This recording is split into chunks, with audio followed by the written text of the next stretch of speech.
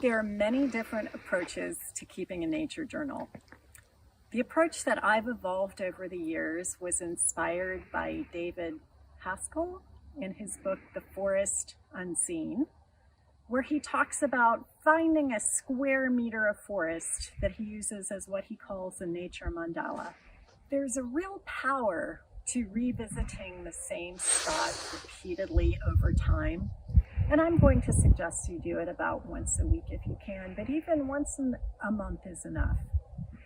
But as you visit each time, you see things, you see more things, you observe more aspects and more depth to the detail you're able to notice. And also you get to observe changes over time, the unfolding of the seasons, sometimes even the unfolding of your own awareness of the seasons.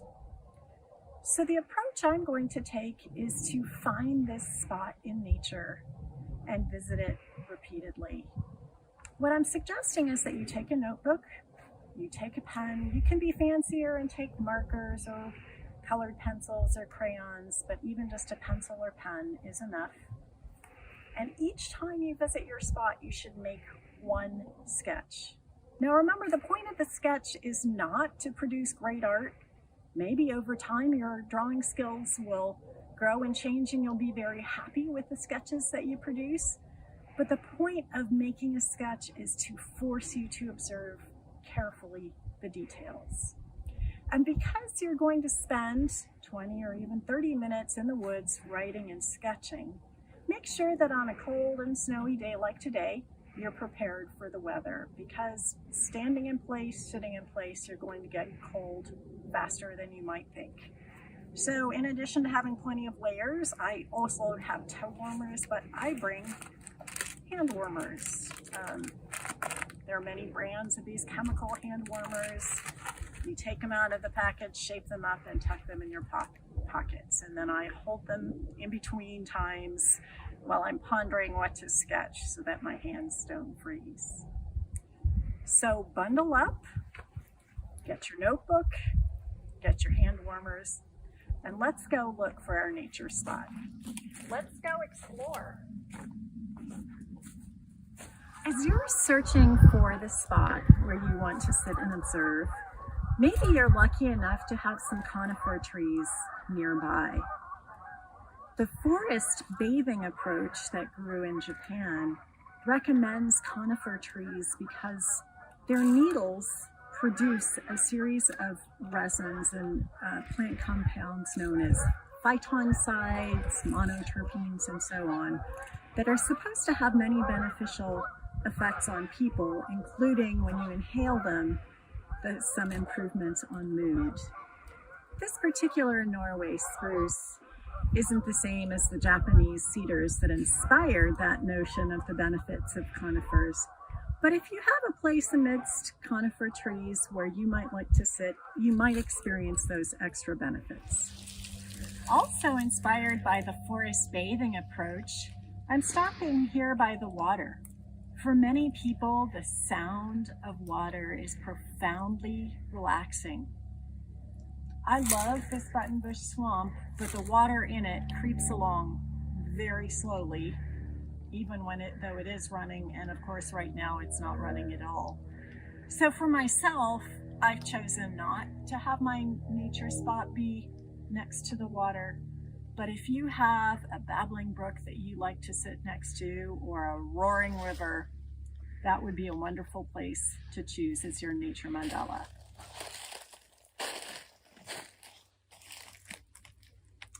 Once you've found your nature mandala, or even on your walk to and from, find a tree that speaks to you and make this your tree buddy. Each time that you go out to visit your spot, stop and visit your tree. Use all your senses to explore this tree. Look at it, look at the patterns of the bark and patterns of the branches.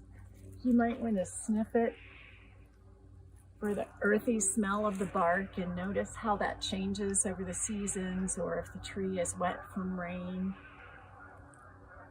You might even, if you're quite sure it's not a toxic tree, want to taste it. Trees do have different tastes depending on what they are, but be careful before you reach out and taste. I even like to listen because sometimes when you put your ear up to the bark of a tree, you'll hear the sound of wind coming down or peace in the distance as it bounces off your tree.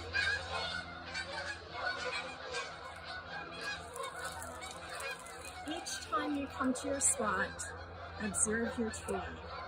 Observe how it changes over the seasons, how it holds the rain or snow. You might even want to give your tree a name. And I always take a moment to hug my tree when I'm done and think of it with gratitude. If you have one, it's a great idea to bring along a hand lens or a loupe. My pocket loupe has a magnification of 10 times, which is wonderful for all kinds of things that you might want to look at. If you look at these little fruit capsules, you'll see many details that you won't see just with your own eye. If you have binoculars, you can spend a day looking at the things that are farther away. So think about looking up close or far away. This is the area of my nature mandala, the spot that I visit to observe as often as I can. As it happens, I also meditate here sometimes. So there are times when I come, I've set out my meditation circle, and I don't bring a sketchbook. I just sit and meditate. But for the times that I do nature observation, each time I come, I sit in the center and I look for different things in my spot. But before I even do that, I greet my tree buddy. This is my tree buddy. I've nicknamed it Fuzzy because of all of the little branches that stick out and give it a fuzzy appearance. One thing to keep in mind when you're at your nature spot is that you're simply observing and not worrying about nature. With my scientist lens, I look at all these little branches and I think epicormic branching is a sign of stress. So I worry that this tree is stressed. But when I'm out here nature journaling, the point is to observe, to connect, to witness, and not to worry. So I don't worry about the beggars, lice, weedy, invasives that might be in the area. I don't worry about all the work of stewardship that has to be done. I just witness. So I'll come to my spot in the center and I'll sit down, and each week I look for something different. The first time I simply might want to sketch the lay of the land, try to look at the general setting, the rolling hills beyond, the way there are little saplings here and there, and the major trees around. Another time I might look for all the signs of animal life that I see. Birds or squirrels nests up in the trees. Maybe I see some trails on the snow or nutshells left behind by the squirrels. Maybe I see some burrowing under the grass that the small mammals have done. Another day I might look for insects, and you might be surprised that even in the winter time, sometimes you'll see springtails coming on the surface of the snow, or in the spring they'll be in the leaf litter. Even on a warm day in winter, you might find that there are insects flying around. Or if you turn over some leaf litter, you'll still find sometimes woolly bear caterpillars or stink bugs or pill bugs in the litter. Another day you might look for lichens, mosses, mushrooms, or fungus. Other times, maybe you want to look for a color. Obviously, there's a lot of brown during this time of year, but if you start looking for green, you'll notice that there are some green bits of vegetation. There's some green mosses, there's some green in the lichens. Or maybe you want to look for shades of red. Another day, simply look at patterns. Look at the pattern of the bark, the pattern of the lichens, the different shapes and textures you can see. Another day, maybe pay attention to all the things that you can hear.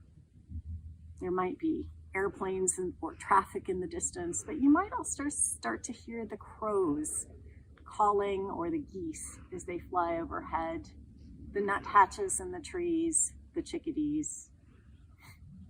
Another day, see if you can spend the entire time just paying attention to what you smell. And that will change over the course of the year, or if it's a damp, moist day versus a dry, hot day. But spend 20 to 30 minutes just smelling the smells. So I've given you some suggestions, but really it's up to you. The one major rule is stay unplugged, no electronics. And the second rule is always do a sketch so that you'll have to observe closely. So take your time, record your observations in a sketch, and I'm looking forward to seeing you at the next break so we can talk about how the experience went for you. Will you join me? Let's get started.